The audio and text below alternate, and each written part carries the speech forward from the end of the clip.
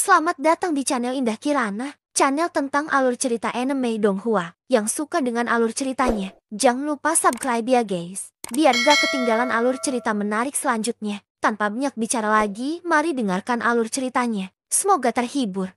Bab 556. Di udara, ekspresi Zhao Xian, yang telah menerima pukulan berat, tiba-tiba berubah drastis. Rasa sakit yang hebat yang menjalar dari lengan kirinya membuatnya merasa seperti disambar petir. Di saat yang sama, luapan amarah yang luar biasa meluap di hati Zhao Xian. Dodi yang bermartabat ternyata sekali lagi terluka karena seorang bandi. Hal semacam ini sudah tidak bisa ia tanggung lagi. Ah, pergi dan mati. Sambil berteriak murka, telapak tangan kanan Zhao Xian segera menghantam dada Xiaoyan dengan keras. Seketika, sebuah kekuatan dahsyat yang mengerikan melesat keluar dengan dahsyat. Kekuatan yang tak terhentikan itu langsung meratakan dada Xiaoyan. Jika dilihat dari samping, akan terlihat jelas bahwa tubuh Xiaoyan yang tebal itu sebenarnya setipis daun saat ini. Saking tipisnya, menakutkan, suara kakak tulang patah terus terdengar dari tubuh Xiaoyan. Saat itu, semua tulang di dada Xiaoyan patah. Telapak tangan Zhao Xian pada dasarnya telah merenggut separuh nyawa Xiaoyan. Ledakan. Mengikuti suara balon yang meledak, tubuh Xiaoyan terpental oleh serangan Zhao Xian di saat berikutnya. Kemanapun ia lewat, darah segar menyembur deras dari mulut Xiaoyan seolah-olah bebas. Wajah Xiaoyan pun langsung memucat. HMP. Setelah menghempaskan Xiaoyan dengan telapak tangannya,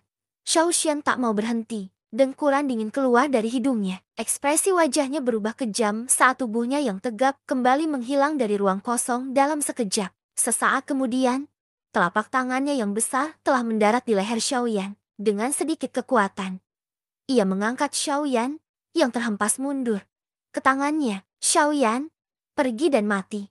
Tak lama kemudian, kata-kata penuh kebencian dari mulut Zhao Xian baru saja terdengar. Tanpa menunggu telapak tangannya mengerahkan kekuatan apapun, rasa dingin yang menusuk hingga membuat seluruh tubuhnya terasa dingin dengan cepat menyebar ke seluruh tubuhnya. Begitu hawa dingin menyebar, tubuh Zhao Xian tiba-tiba membeku. Sepasang mata putih keperakannya langsung menyusut seukuran ujung jarum. Ketakutan yang belum pernah terjadi sebelumnya melonjak liar dari lubuk hatinya bagai pegas. Ah, Zhao Xian berteriak dalam hati. Ia refleks menoleh. Pada saat ini, suara berat yang dipenuhi ketidakpedulian terdengar lembut dari belakangnya. Jika kau berani bergerak, aku akan segera membunuhmu. Meski suaranya acuh tak acuh, ada nada mendominasi dalam kata-katanya yang menyebabkan keberanian seseorang hancur. Meskipun Zhao Xian sekuat ini, ia masih merasakan ketakutan yang mendalam di hatinya ketika mendengar kata-kata ini. Ia sama sekali tidak meragukan kata-kata orang misterius ini. Bisa muncul di belakangnya tanpa disadari dan dengan mudah mencekik lehernya. Bagaimana mungkin orang seperti itu orang biasa? Setidaknya, Zhao Xian yakin bahwa kekuatan lawannya pasti jauh di atas dirinya. Melihat Zhao Xian tak berani lagi bergerak, orang di belakangnya kembali berbicara. Nada bicaranya yang acuh tak menyisakan ruang untuk raguan. Biarkan dia pergi. Ekspresi Zhao Xian tiba-tiba berubah saat mendengar ini. Dan ia sangat terkejut. Orang ini ternyata datang untuk Xiaoyan juga. Betapa hebatnya daya tarik Xiaoyan di hadapannya. Ia bahkan mampu menarik seorang ahli untuk maju dan melindunginya. Oh, dengan seruan pelan, Zhao Xian langsung merasakan hawa dingin di lehernya. Hawa dingin yang membuat seluruh tubuhnya terasa lebih dingin saat ini. Membuat wajahnya langsung memucat. Bahkan bibirnya pun tanpa sadar sedikit memerah. Zhao Xian langsung tak berani ragu lagi. Ia buru-buru melepaskan Xiaoyan yang ada di tangannya. Seketika, tubuh Xiaoyan jatuh tak terkendali. Tak lama kemudian, ia disokong oleh kekuatan tak terlihat. Hati Zhao Xian dipenuhi rasa enggan ketika melihat Xiaoyan yang awalnya hampir mati di tangannya, sekali lagi diselamatkan. Namun, bahkan nyawanya sendiri kini berada di tangan orang lain.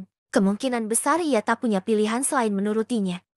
Pak, saya sudah membebaskannya. Bolehkah saya tahu apakah Anda bisa? Ledakan. Sebelum suara Zhao Xian terdengar, sebuah kekuatan dahsyat tiba-tiba terpancar dari belakangnya. Sebuah telapak tangan putih menghantam punggung Zhao Xian secara acak. Namun, kekuatan yang meletus itu membuat ekspresi Zhao Xian berubah drastis. Kekuatan dahsyat itu menerjang tubuh Zhao Xian bagai pisau panas yang menembus mentega. Dengan kekuatan yang tak terhentikan, seketika menyebabkan Zhao Xian menderita luka serius. Namun, ini terjadi setelah sang ahli sengaja menahan diri. Primadona, wajah Zhao Xian pucat pasi saat ia menghentikan tubuhnya. Seketika, Ia tanpa sadar memuntahkan seteguk darah segar. Aura di sekujur tubuhnya pun melemah dengan cepat. Begitu tubuhnya berhenti, Xiao Xian segera mengalihkan pandangannya ke arah orang yang telah menyerangnya. Ia tidak menyangka orang itu akan tetap menyerangnya meskipun ia sudah melakukan apa yang diperintahkan. Kenapa? Apakah kamu tidak puas? Atau apakah Anda ingin menantang saya? Suara acuh tak acuh itu kembali terdengar. Tak sulit untuk mendengar samar-samar niat membunuh di balik nadanya. Jika memungkinkan, pihak lain tak keberatan membunuh Xiao Xian ini jelas merupakan tugas yang sangat mudah baginya. Bolehkah saya tahu dari mana asalmu? Sepertinya tidak ada konflik di antara kita. Wajah Zhao Xian dipenuhi kehati-hatian saat ia menatap pria parubaya tampan berjubah bordir di hadapannya. Ia menangkupkan kedua tangannya dan berbicara dengan ekspresi serius. Kita belum pernah bertemu sebelumnya. Lalu kenapa kamu? Tetapi, kamu telah menyakiti seseorang yang seharusnya tidak kamu sakiti. Ekspresi di mata Zhao Xian tiba-tiba mengeras setelah mendengar kata-kata ahli misterius itu. Ia tidak mengerti arti di balik kata-kata ahli misterius itu. Paman keempat, kenapa kau masih bicara omong kosong dengannya? Sebaiknya kau langsung serang dan bunuh orang seperti itu. Namun, tepat ketika hati Zhao Xian dipenuhi keraguan, teguran keras wanita muda itu tiba-tiba tersampaikan, menyebabkan ekspresi wajah Zhao Xian tiba-tiba berubah. Ia memfokuskan pandangannya dan melihat ke arahnya. Orang yang muncul di matanya adalah Murong Qian-Qian. Ekspresi wajah Zhao Xian tiba-tiba tercengang ketika melihat Murong Qian-Qian. Seketika, rasa ngeri melonjak dari lubuk hatinya. Setelah itu, ia buru-buru mengalihkan pandangannya ke pria parubaya yang dipanggil paman keempat oleh Murong Qian-Qian. Pada saat yang sama, yang terakhir menyipitkan matanya dan menatapnya dengan ekspresi dingin. Melihat ini, Xiao Xian semakin terkejut. Ia buru-buru membungkuk dan menangkupkan tangannya ke arah pria parubaya itu, lalu buru-buru meminta maaf. Saya tidak tahu identitas nona muda Anda dan secara tidak sengaja melukainya. Saya harap Anda tidak keberatan. Jika memungkinkan, saya bersedia melakukan apapun sebagai kompensasi. Mendengar ini, Murong Qian-Qian hanya bisa mendengus dingin. Ia hendak berbicara lagi dengan pria parubaya itu. Tetapi sebelum ia sempat berbicara, mata pria parubaya itu menyipit dan menatap Xiao Xian dengan ekspresi dingin. Dia berkata, apakah kamu sungguh-sungguh bersedia melakukan sesuatu sebagai kompensasi? Ya, mendengar ini, hati Xiao Xian langsung gelisah. Ia menangkupkan kedua tangannya dan berkata tanpa ragu, jika dia bisa meminjam uang untuk menyelesaikan masalah ini, tentu itu akan menjadi yang terbaik. Kalau begitu, patahkan salah satu lenganmu. Bab 557. Apa? Ekspresi wajah Zhao Xian tiba-tiba berubah begitu kata-kata itu keluar dari mulut orang misterius itu. Ia tak kuasa menahan diri untuk berteriak kaget. Kamu tampaknya tidak mengerti apa yang aku katakan. Tak lama kemudian, orang misterius itu kembali membuka mulutnya. Saat kata-katanya terdengar, aura tak terlihat dan menakutkan dengan cepat berkumpul di ruang kosong di hadapannya. Tak lama kemudian, aura itu berubah menjadi gelombang tak terlihat yang tiba-tiba menyerang Zhao Xian. Zhao Xian langsung terkejut ketika melihat pemandangan ini. Tubuhnya melunak dan ia berlutut di ruang kosong. Pemandangan ini sangat kontras dengan serangan balik putus asa Xiaoyan sebelumnya. Saya bersedia mendengarkan perintah Tuan. Namun, saya harap Tuan bermurah hati. Saya akan melakukan apa yang Tuan katakan. Tubuh Zhao Xian praktis menyusut menjadi bola saat ia berlutut di ruang kosong itu. Saat mengucapkan kata-kata ini, tubuhnya tak kuasa menahan gemetar hebat. Dari suaranya, orang bisa dengan mudah mendengar ketakutan di hatinya saat ini.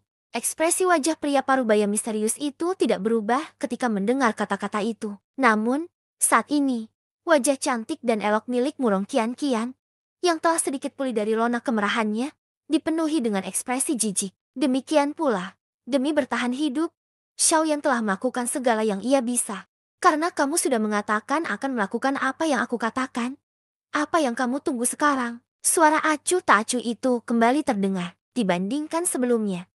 Nadanya jelas lebih dingin. Pria parubaya itu juga merasa jijik terhadap Xiao Xian ini, yang menggunakan kekuatannya untuk menindas yang lemah di hadapannya. Jantung Zhao Xian tanpa sadar menegang ketika mendengar kata-kata pria parubaya itu sekali lagi. Wajahnya yang semula pucat kini menjadi pucat pasi. Tangan kanannya yang berada di balik lengan bajunya perlahan mengepal erat. Namun, ia tidak berniat menyerang. Melihat hal itu, kilatan dingin tanpa sadar melintas di mata pria parubaya itu. Karena kamu tidak sanggup melakukannya, biar aku saja yang melakukannya. Pria parubaya itu menjerit dingin. Tanpa menunggu perubahan ekspresi Zhao Xian, pria parubaya itu segera melambaikan tangannya yang besar. Seketika, pilar doki yang terang dan berkilau, yang membawa kekuatan tajam, langsung membelah udara kosong bagai cahaya pedang. Saat Zhao Xian tersadar, pilar itu telah menembus bahu kanannya. Pada saat itu, Zhao Xian benar-benar tercengang. Matanya yang putih keperakan dipenuhi dengan keterkejutan yang mendalam, karena luapan emosi yang kuat di hatinya. Ia seolah melupakan sejenak rasa sakit di bahu kanannya. Lengan kanan yang terpotong doki langsung kehilangan rasa. Seluruh lengan yang terpotong itu kejang-kejang. Lengan itu menjadi kaku seperti zombie dan dengan cepat jatuh ke pegunungan di bawahnya. Lama kemudian, seluruh tubuh Zhao Xian bergetar hebat saat ia pulih dari perubahan mendadak ini. Pada saat itu, jeritan memilukan dan menyakitkan tiba-tiba bergema di seluruh area. Seluruh doki di tubuh Zhao Xian mulai bergerak liar saat ini. Riak-riak doki putih pekat yang melingkar mulai menyapu dengan cepat ke sekeliling. Berpusat pada tubuh Zhao Xian, ekspresi ganas yang belum pernah terlihat sebelumnya.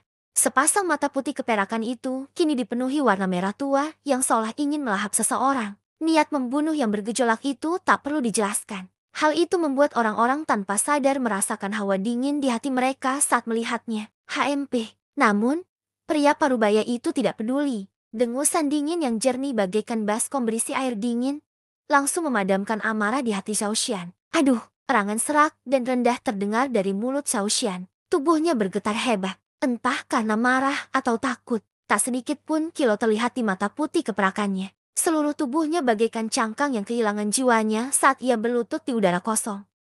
Kamu, siapa? Kamu? Tak lama kemudian, suara rendah dan serak kembali terdengar dari mulut Zhao Xian. Suara serak itu membuat orang tak mampu memahami makna kasarnya. Namun, pria parubaya itu sedikit mengangkat matanya. Setelah terdiam sejenak, sudut mulutnya melengkung membentuk senyum dingin. Ia pun segera membuka mulut dan berkata dengan nada acuh tak acuh.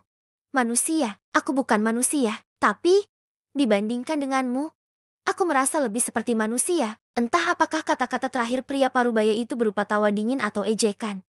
Hal ini membuat ekspresi wajah Zhao Xian sedikit berubah. Paman keempat, kenapa kau masih bicara omong kosong dengan orang seperti itu? Kenapa kau tidak membunuhnya saja? Lagi pula, membiarkannya hidup hanya akan menimbulkan masalah. Pada saat ini, Murong Qian-Qian di samping akhirnya tidak dapat menahan diri untuk tidak membuka mulutnya sekali lagi. Awalnya, ia mengira Zhao Xian pasti akan mati karena diserang pria parubaya di sampingnya. Namun, ia tidak menyangka pria parubaya itu ternyata tidak berniat membunuh Zhao Xian. Sepertinya ia berniat melepaskan Zhao Xian. Hal ini membuat hati Murong Qian-Qian bingung sekaligus merasa tidak puas. Membunuhnya. Mendengar hal itu, lelaki parubaya itu tidak menoleh sedikit pun saat bertanya dengan acuh tak acuh. Tentu saja, bunuh dia. Dia hampir menyebabkan kematian Xiaoyan. Sambil menganggukkan kepalanya berat, Murong Qian-Qian menatap lelaki parubaya di sampingnya sambil mendesah. Tampaknya menunggu tindakan lelaki itu. Mendengar ini, pria parubaya itu melirik Xiaoyan di sampingnya yang matanya terpejam rapat. Matanya menyipit saat cahaya terang menyambar jauh di dalam matanya. Baru kemudian ia menatap Murong Qian-Qian lagi.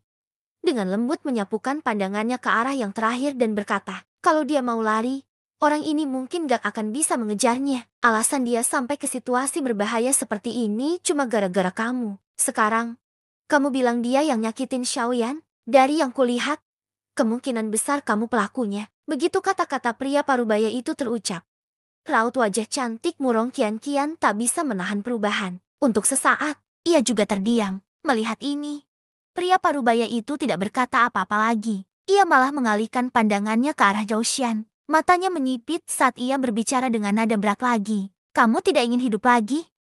Awalnya, Zhao Xian tertegun. Segera setelah itu, ia buru-buru tersadar dan menatap pria parubaya itu dengan wajah penuh ketakutan. Saat itu, tulang lengan kirinya patah dan lengan kanannya terpotong. Ia hanya bisa menahan rasa sakit sambil membungkukkan badan dan segera bersujud kepada pria parubaya itu. Saya tahu kesalahan saya, Tuan. Saya harap Anda bisa membiarkan saya hidup. Saat berbicara, wajah Zhao Xian menunjukkan ekspresi penuh kerinduan. Pria parubaya itu tidak peduli. Ia melirik Zhao Xian dengan santai dan berkata dengan dingin.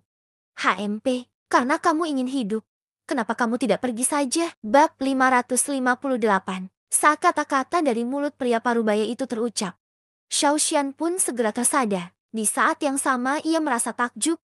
Tubuhnya yang berlutut di udara pun segera bangkit dengan keadaan menyedihkan. Ia menggertakkan gigi dan menahan rasa sakit yang menusuk di sekujur tubuhnya. Ia pun buru-buru berbalik dan berlari menuju cakrawala yang jauh tanpa menoleh ke belakang. Baru ketika Zhao Xian telah sepenuhnya menghilang dari cakrawala, pria parubaya itu menarik pandangannya dan sekali lagi menatap Murong Qianqian. Pada saat itu, Zhao Xian juga menatapnya dengan wajah muram, seolah menyalahkan pria parubaya itu karena telah membiarkan Zhao Xian pergi. Haha, gadis kecil, kamu masih marah? Pria parubaya itu tersenyum tipis dan sekilas ekspresi memanjakan terlihat di matanya. Aku benar-benar tidak mengerti. Kenapa kau membiarkannya pergi? Kalau kau tidak muncul tepat waktu, nyawa Qianqian pasti sudah melayang. Melihat pria parubaya itu masih bisa tersenyum di saat seperti ini, wajah cantik Murong Qianqian langsung menunjukkan ekspresi memelas seolah-olah ia telah dianiaya. Ia cemberut dan berkata dengan air mata berlinang, "Haha, dasar gadis kecil. Kau kabur dari keluarga sendirian dan sekarang kau membuat masalah besar. Kenapa kau malah menyalahkanku? Luka mana yang kau alami yang bukan disebabkan olehmu sendiri? Kalau kamu tetap patuh pada keluarga, siapakah yang bisa menyakitimu?" Kata-kata pria parubaya itu langsung membuat Murong Qianqian terdiam. Setelah beberapa saat, ia kembali cemberut, mendengus dengan hidung terangkat, dan berkata, "Sekalipun aku di keluarga, ayah dan kakakku masih bisa menindasku." Mendengar itu, pria parubaya itu tertegun. Tak lama kemudian, ia menggelengkan kepala dengan wajah bingung. Entah harus tertawa atau menangis. Dia berkata lagi, "Gadis kecil, kenapa kau tidak tahu apa yang baik untukmu? Bukankah mereka mengendalikanmu karena mereka berharap kau bisa mengurangi masalah di luar sana nanti? Lihat dirimu sekarang, berkeliaran dengan orang lain dan membuat masalah bagi orang lain." Setelah kata-kata pria parubaya itu terucap, wajah cantik Murong Qianqian sedikit marah. Saat ia hendak berbicara lagi, pria itu langsung berbicara lagi dan menundukkan gadis muda di depannya. Lagi pula, bukan hanya di sini, kali ini, kau meninggalkan klan tanpa izin. Ayah dan kakakmu sudah sangat cemas. Sebelum mereka memanggilku untuk menjemputmu, mereka sudah marah besar. Jika kau masih menolak untuk jujur, kau seharusnya tahu karakter ayah dan kakakmu dalam hatimu. Setelah selesai berbicara, pria parubaya itu tidak berkata apa-apa lagi. Ekspresi gadis muda yang baru saja pulih itu kembali dipenuhi ketakutan karena kata-kata pria parubaya itu. Pria parubaya itu menggelengkan kepalanya tanpa daya dan mengabaikan wanita muda itu. Sebaliknya, ia mengalihkan pandangannya ke arah Xiaoyan, yang saat ini terbaring di udara dengan mata tertutup rapat. Kilatan cahaya melintas cepat di matanya. Sudut mulut pria parubaya itu perlahan menampakkan senyum saat ia berkata, "Kau tak perlu terus berpula-pula di depanku. Yang kuberikan padamu tadi adalah pil obat tingkat keempat. Sekalipun lukamu tidak ringan, kau harus bangun sekarang." Suaranya yang acuh tak acuh menyiratkan keyakinan bahwa ia bertekad untuk berhasil. Di saat yang sama, tatapan gadis muda itu juga langsung tertuju pada Xiaoyan karena perkataan pria parubaya itu. Seketika, raut kekhawatiran muncul di matanya yang berair. Baru ketika ia mendengar dengan jelas kata-kata pria parubaya itu, mata indahnya berkilat terkejut, batuk-batuk. Meskipun luka-luka di tubuhnya sudah pulih, Xiaoyan tak kuasa menahan batuk beberapa kali ketika mendengar kata-kata pria parubaya itu. Di saat yang sama, Xiaoyan juga merasakan gelombang keterkejutan di hatinya. Ia tak menyangka pil obat yang diberikan pria parubaya itu ternyata adalah pil obat tingkat keempat. Junior Xiaoyan, terima kasih senior karena telah menyelamatkan hidupku. Junior minta maaf kepada senior atas masalah tadi. Berdiri, Xiaoyan menyadari bahwa dengan kekuatan pil obat tingkat 4, ia sudah bisa berdiri sendiri di udara. Namun, ia masih menangkupkan tangannya ke arah pria parubaya itu dengan hormat untuk mengungkapkan rasa terima kasihnya. Di saat yang sama, itu juga bisa dianggap sebagai permintaan maaf karena telah menguping. Melihat Xiaoyan yang tampak baik-baik saja, pria parubaya itu tak kuasa menahan rasa terkejutnya. Meskipun ia memberi Xiaoyan pil obat tingkat 4, kecepatan pemulihannya agak melebihi ekspektasinya. Sambil menatap Xiaoyan dalam-dalam, lelaki parubaya itu tersenyum tipis dan berkata dengan nada tenang, "Tidak apa-apa, menurut kabar dari Lang Bingshuang, Qianqian sudah dilindungi olehmu sampai ke sini. Membawanya ke sini saja sudah cukup. Soal pil obatnya, anggap saja sebagai ucapan terima kasih." Mendengar ini, Xiaoyan sekali lagi menangkupkan tangannya dengan hormat ke arah pria parubaya itu. Meskipun pria parubaya itu berkata tidak perlu bersikap sopan, Xiaoyan juga mengerti dalam hatinya bahwa bagaimanapun juga, Pria parubaya itu tetaplah seorang senior di hadapan Xiaoyan, karena ia seorang senior dan telah menyelamatkan nyawanya. Xiaoyan seharusnya bersikap hormat kepadanya. Melihat tindakan Xiaoyan, secercah keterkejutan tanpa sadar terpancar di mata pria parubaya itu. Matanya berkedip samar. Tak lama kemudian, pria parubaya itu mengangguk ringan dan berbicara lagi. Karena orang itu sudah dikirim ke sini dan bahayanya sudah dihilangkan.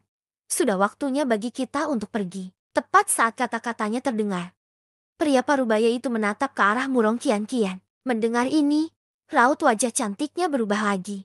Sepasang mata indahnya langsung menatap Xiaoyan dengan ekspresi enggan. Kemudian, ia buru-buru membuka mulut untuk menghentikan pria parubaya itu. Paman keempat, luka Xiaoyan belum pulih.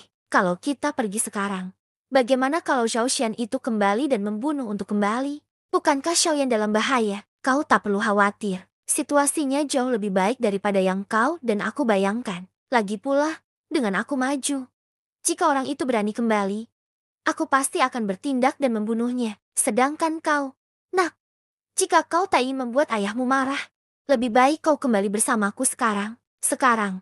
Segera. Segera. Wajah pria parubaya itu tampak serius saat menatap Murong Qian-Qian. Ekspresi wajahnya tak lagi hangat. Hal ini tanpa sadar membuat gadis muda itu merasa sedikit takut. Setelah kata-katanya selesai, pria parubaya itu kembali menatap Xiaoyan. Ia tahu bahwa di saat seperti ini, jika ia ingin Murong Qian-Qian kembali bersamanya dengan patuh, kata-katanya tidak akan banyak berpengaruh. Sebaliknya, Xiaoyanlah yang mungkin bisa membuat gadis muda itu menurutinya.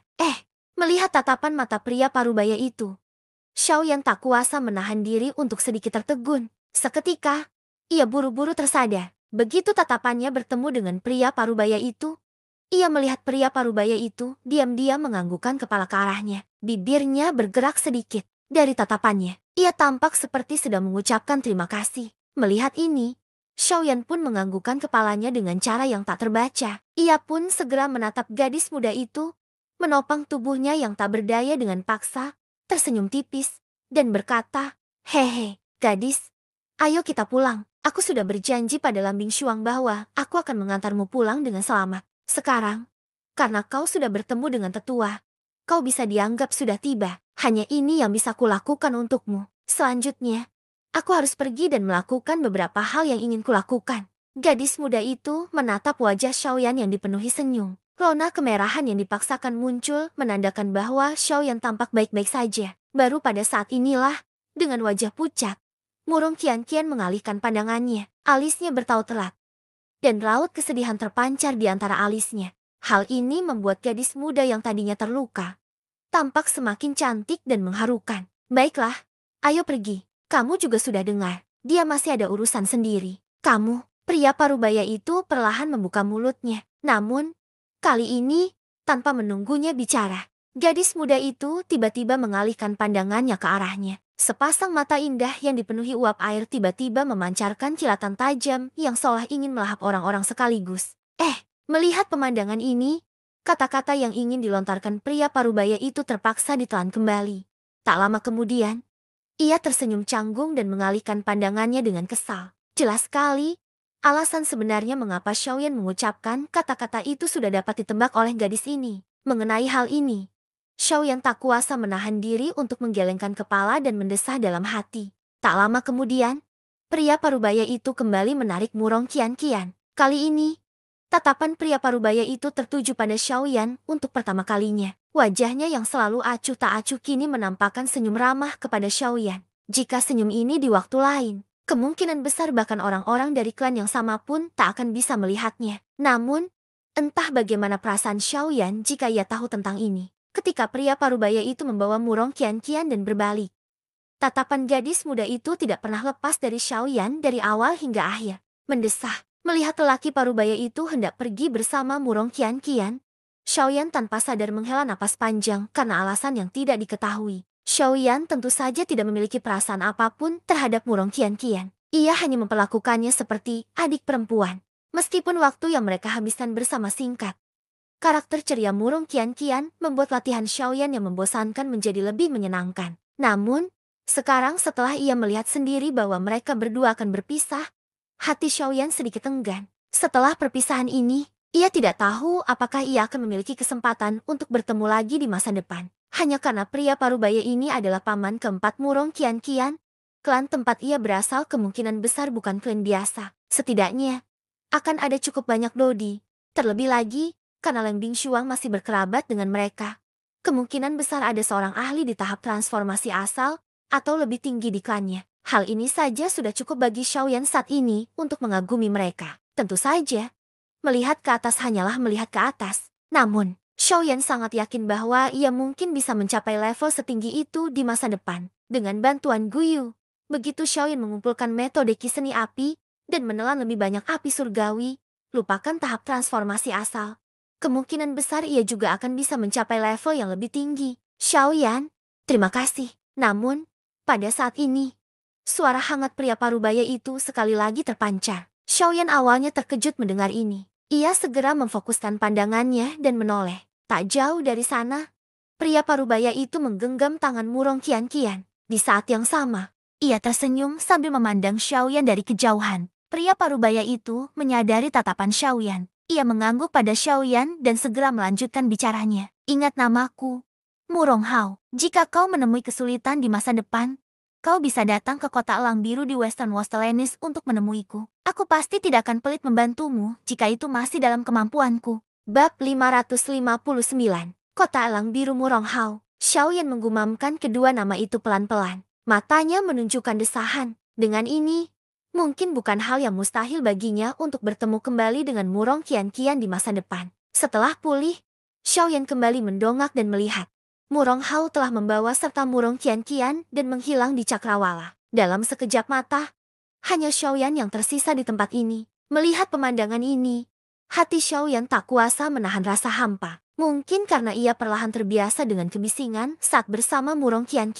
Kini, setelah Xiaoyan kembali sendirian, ia justru merasa tidak terbiasa. Sambil menghibur diri dengan cara ini, Xiaoyan sekali lagi menguatkan diri. Meskipun Murong Qian telah pergi dengan selamat, masalah Xiaoyan sendiri belum terselesaikan. Kini setelah identitasnya kembali terbongkar, kemungkinan besar orang-orang dari 4 sekte besar telah diam-diam mengetahui perkiraan lokasi Xiaoyan. Kemungkinan besar mereka akan segera mengirim orang untuk menyelidiki keberadaannya. Selain itu, ada beberapa orang yang berniat jahat. Tak terelakkan lagi, Xiaoyan akan dikepung dan diserang. Jika dia dibiarkan jatuh ke dalam bahaya seperti itu akan menjadi pukulan telak bagi Xiaoyan. Memikirkan hal ini, wajah Xiaoyan tanpa sadar menunjukkan ekspresi muram. Setelah merenung sejenak dalam hati, ia duduk bersila di udara. Kedua tangannya membentuk segel latihan. Kedua matanya terpejam saat ia mulai memurnikan pil obat di dalam tubuhnya dengan tenang. Meskipun luka-luka di tubuhnya dapat disembuhkan dengan pil obat tingkat 4, akan terlalu lambat jika ia hanya mengandalkan pil obat untuk menyembuhkan luka-lukanya. Saat ini, yang kurang dimiliki Xiaoyan adalah waktu. Sekarang Xiaoyan telah muncul.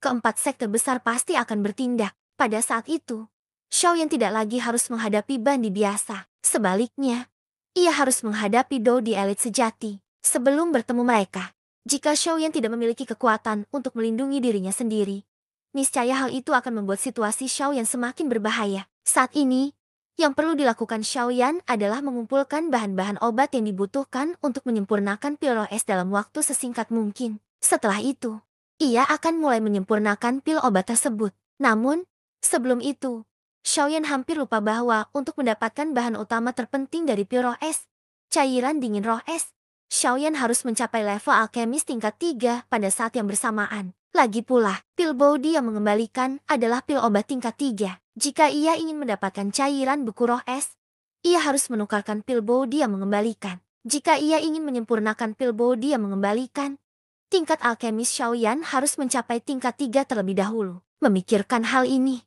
Xiaoyan tanpa sadar tertawa getir di dalam hatinya. Ia tak menyangka pada akhirnya, ia harus menyelesaikan begitu banyak hal untuk menyempurnakan api surgawi. Namun, Xiaoyan merasa lega ketika memikirkannya. Bagaimanapun, apapun yang harus ia lakukan, pada akhirnya tujuannya adalah meningkatkan kekuatannya. Jika ia benar-benar bisa meningkatkan peringkat alkemisnya ke alkemis peringkat 3 secepat mungkin, itu bisa dianggap hal yang luar biasa bagi Xiaoyan. Terlebih lagi, ini juga dapat membantu Xiaoyan menyempurnakan pil roh es. Pada saat itu, Xiaoyan tidak hanya perlu meningkatkan kekuatan spiritualnya, saat Xiaoyan sepenuhnya tenggelam dalam proses pemurnian pil obat di tubuhnya. Waktu pun berlalu dengan cepat. Dalam sekejap mata, 3 hari telah berlalu. Selama 3 hari ini, area tempat Xiaoyan berada tidak terpengaruh oleh kekuatan eksternal apapun. Binatang-binatang ajaib yang bercokol di pegunungan di bawah tidak berani bertindak gegabah. Ini karena sosok manusia yang duduk di langit. Meskipun Xiaoyan telah menarik auranya dalam tubuhnya, tekanan tak terlihat yang dipancarkannya menyebabkan binatang ajaib di pegunungan di bawah memahami bahwa pemuda berjubah hitam ini, yang tampaknya hanya memiliki kekuatan bandi bintang 6, bukanlah seseorang yang bisa dianggap remeh. Hal ini terutama berlaku bagi beberapa binatang ajaib yang menyaksikan pertempuran besar 3 hari lalu. Mereka sangat takut pada Xiaoyan, yang saat ini sedang duduk di langit. Bagaimana mungkin binatang ajaib kelas bandi ini sebanding dengan seseorang yang bahkan dapat melukai Dodi elit? Di bawah penyempurnaan yang tenang ini, luka-luka di tubuh Xiaoyan juga pulih dengan cepat berkat efek mengerikan dari pil obat peringkat keempat. Hanya dalam beberapa hari, semua luka yang tersisa dari pertempuran besar hari itu telah sembuh total. Pada hari ke-7, luka-luka di tubuh Xiaoyan telah pulih sepenuhnya. Hal ini membuat Xiaoyan tanpa sadar berseru dalam hatinya. Khasiat pil obat tingkat 4 memang luar biasa. Dengan cedera serius seperti itu, Xiaoyan yakin akan membutuhkan setidaknya 1 hingga 2 bulan untuk pulih jika ia hanya mengandalkan pil obat tingkat di biasa. Namun kini, pil obat tingkat 4 justru memungkinkan Xiaoyan pulih kembali ke kondisi puncaknya dalam waktu sesingkat itu. Harus diakui, pil obat tingkat tinggi seperti itu sungguh menakutkan. Xiaoyan perlahan mengembuskan napas keruh di dadanya. Matanya, yang telah tertutup rapat selama 7 hari, sedikit bergetar saat ini. Segera, ia membukanya perlahan. Mata hitam pekatnya menyapu sekujur tubuhnya. Xiaoyan merasakan tubuhnya kembali dipenuhi doki. Sudut mulutnya tanpa sadar menyunggingkan senyum. Kaki Xiaoyan yang sedang duduk bersila mengerahkan tenaga. Seketika, seluruh tubuhnya seperti pegas saat ia langsung berdiri. Saat Xiaoyan berdiri, gelombang suara retakan tulang berulang kali terdengar dari dalam tubuhnya. Perasaan segar itu membuat Xiaoyan tanpa sadar menghela napas panjang lagi. Senyum di wajahnya pun perlahan melebar. Xiaoyan menunjukkan serangkaian teknik tinju yang sangat ia kenal dengan penuh semangat. Ia dapat dengan jelas merasakan bahwa kekuatan dan kecepatan setiap pukulannya jauh lebih kuat dan cepat daripada sebelumnya. Meskipun pertumbuhan lemah semacam ini tampaknya tidak perlu diperhatikan, hal itu menyebabkan hati Xiaoyan sangat terkejut dan bahagia. Pertumbuhan kekuatan seseorang bukanlah sesuatu yang bisa dicapai dalam semalam. Sebaliknya, kekuatan itu harus diakumulasikan dan dikonsolidasikan seiring waktu. Tentu saja, latihan tercepat tentu saja merupakan pertarungan yang paling intens. Setelah mengalami pertempuran yang tak terhitung jumlahnya, terutama bentrokan dengan elit Dodi, pertumbuhan kekuatan Xiaoyan bukanlah sesuatu yang dapat dibandingkan dengan ahli bandi lain tingkatan yang sama. Meskipun perubahan kecil yang muncul di tubuh Xiaoyan saat ini tampak tidak signifikan, Xiaoyan juga memahami prinsip banyaknya tetesan kecil yang membentuk lautan. Hanya dengan akumulasi dalam jangka waktu yang panjang, seseorang dapat mencapai kesuksesan ketika kondisinya tepat. Mungkin pertumbuhan kecil ini tidak berarti di mata orang biasa. Namun, begitu seseorang mampu menggabungkan perubahan kecil ini menjadi kekuatan pendorong, hal itu akan memungkinkannya memancarkan kekuatan hidup yang tak terbatas. Setelah pulih, Xiaoyan menarik kembali pikiran-pikiran kecil di hatinya. Ia mengangkat kepalanya dan menatap langit. Ia secara acak memilih arah dan bersiap meninggalkan tempat ini. Namun, ekspresi Xiaoyan tak dapat dipungkiri berubah sedikit terkejut sesaat kemudian. Rasa waspada langsung muncul di benaknya. Seseorang datang, dan itu Dodi. Bab 560. Sedikit terkejut di dalam hatinya. Langkah Xiaoyan untuk pergi pun terhenti. Mata hitam pekatnya buru-buru menatap ke arah asal aura itu. Di saat yang sama, doki di tubuhnya juga diam-diam mulai bersirkulasi. Berdasarkan penilaian Xiaoyan baru-baru ini terhadap aura orang-orang kuat tersebut, aura yang muncul dalam jangkauan indera Xiaoyan tampaknya milik seorang Dodi elit. Namun, karena jarak antara kedua pihak yang cukup jauh, Xiaoyan tidak dapat memastikan apakah ia mengetahui identitas pemilik aura tersebut saat ini. Sial, sepertinya aku hanya bisa bersembunyi dulu. Tak disangka aku malah bertemu orang seperti itu saat aku baru saja pulih. Xiaoyan menggertakkan giginya. Hati Xiaoyan langsung dipenuhi rasa khusyuk. Sekarang bukan saatnya. Jika Xiaoyan harus menghadapi seorang Dodi elit sendirian, niscaya akan menimbulkan banyak masalah baginya. Meskipun ia yakin bisa lolos tanpa cedera dari tangan seorang Dodi biasa, Xiaoyan tidak ingin bertarung melawan mereka jika memungkinkan. Tentu saja, terlepas dari apakah Xiaoyan ingin bertemu dengan seorang Dodi elit, semuanya bergantung pada Dodi elit yang saat ini terbang ke arah Xiaoyan. Saat ini, Xiaoyan hanya bisa berharap semaksimal mungkin agar orang ini tidak datang untuknya. Jika tidak, kemungkinan besar pertempuran sengit lainnya tak terelakkan. Adapun pikiran untuk melompat dan melarikan diri, hal itu dihapus oleh Xiaoyan saat muncul di hatinya. Dalam situasi di mana ia tidak mengetahui kekuatan dan motif pasti pihak lain, tindakan gegabahnya hanya akan menarik perhatian pihak lain. Begitu identitas Xiaoyan diketahui oleh pihak lain, akibatnya tetap tidak dapat dihindari. Jika tidak ada banyak perbedaan antara dia berlari atau tidak, mengapa Xiaoyan harus membuang-buang tenaganya? Tatapan Xiaoyan dengan cepat menyapu pegunungan yang tak berujung di bawahnya. Ia segera menemukan hutan lebat yang relatif tersembunyi. Tanpa ragu, ia langsung melompat dan turun dengan cepat, memasuki hutan lebat itu. Pada saat yang sama, Xiaoyan menarik aura dari seluruh tubuhnya. Ia menahan napas dan berkonsentrasi.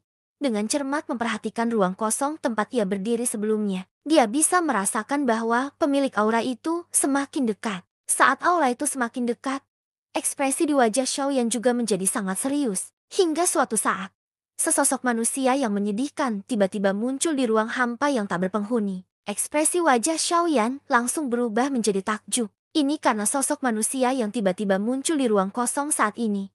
Orang yang membuat hati Xiaoyan menegang sesaat, sebenarnya adalah Xiao Xian yang telah melarikan diri dengan panik setelah diintimidasi oleh kekuatan Murong Hao 7 hari yang lalu. Xiao Xian, ketika melihat orang di depannya, Xiaoyan langsung merasa takjub. Sulit membayangkan bahwa setelah dipaksa mundur oleh orang kuat seperti Murong Hao, orang ini berani datang lagi setelah 7 hari. Mungkinkah orang ini benar-benar tidak takut mati? Pada saat yang sama dia merasa heran dalam hatinya. Xiaoyan yang berada dalam kegelapan tidak dapat menahan diri untuk tidak melemparkan pandangan penasaran ke arah Xiao Xian yang berada di langit.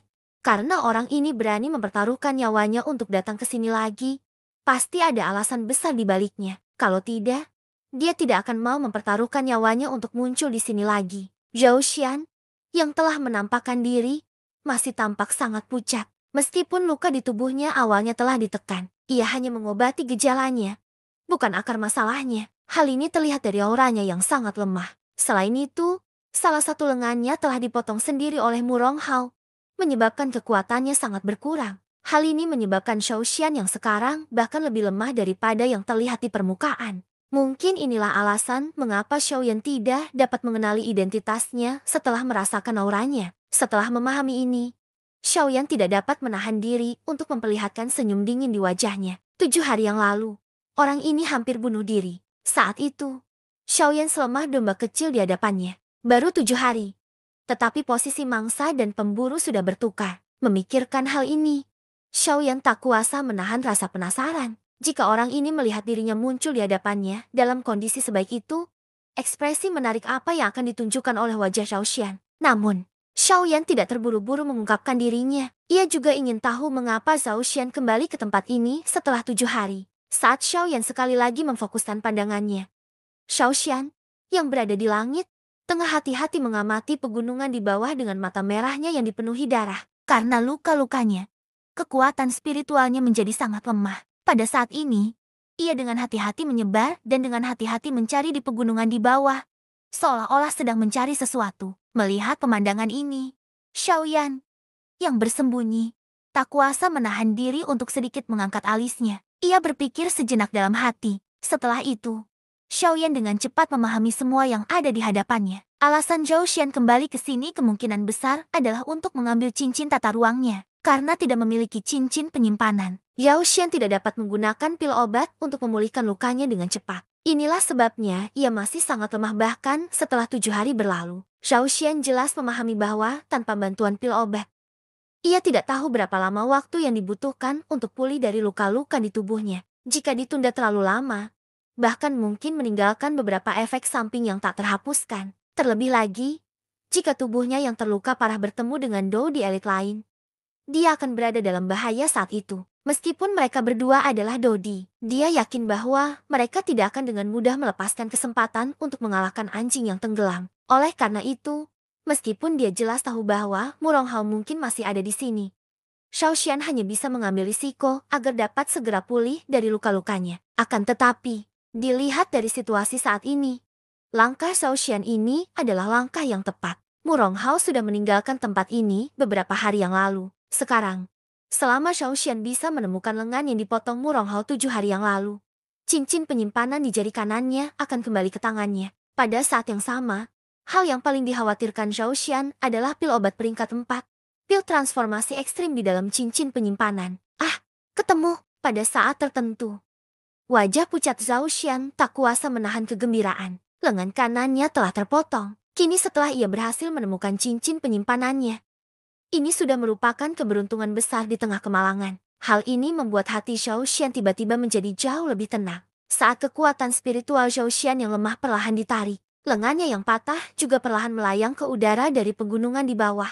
Kekeh, ini benar-benar kejutan di tengah hal yang tak terduga. Namun, pada saat ini, tawa lembut yang tenang terdengar samar-samar, dan pada saat yang sama, ekspresi wajah pucat Shao Xian langsung berubah drastis. Detik berikutnya, ketika Shao Xian menoleh ke ruang kosong di sampingnya dengan wajah terkejut, ia melihat seorang pemuda berjubah hitam dengan tangan bersilang di dada. Senyum dingin tersungging di wajahnya saat ia menatapnya. Bersambung ke bab selanjutnya.